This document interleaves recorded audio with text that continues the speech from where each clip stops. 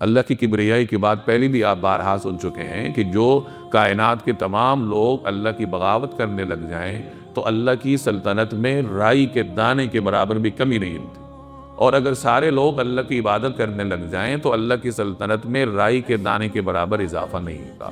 آدمی جو کرتا ہے اپنے لیے کرتا ہے، ہدایت پر آئے گا اسی کو فائدہ ہوگا، نقصان اگر گمراہی پر چلے گا تو اس کا نقصان اسی کو ہوگا۔ اور نبی کریم صلی اللہ علیہ وسلم کو تسلی دی جا رہی ہے کہ اے پیغمبر آپ ان کے ذمہ دار نہیں ہیں، یعنی آپ کا کام پہنچانا ہے، انما علیک البلاغ وعلینا الحساب، اے پیغمبر آپ کا کام پہنچانا ہے، اور اللہ فرما رہا ہے کہ حساب کس نے لینا ہے؟ اللہ کہہ رہے ہیں ہم نے لینا ہے، اللہ تبارک و تعالی نے لینا ہے۔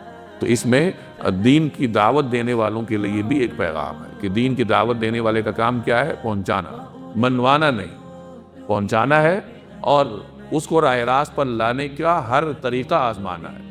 اب اگر وہ نہیں مانتا تو منوانا تو آپ کا کام ہی نہیں تھا، آپ کا کام پہنچانا تھا، آپ پوری توانائی لگا کر پہنچا چکے ہیں، انشاءاللہ اللہ کے ہاں آپ سرخرو ہوگی۔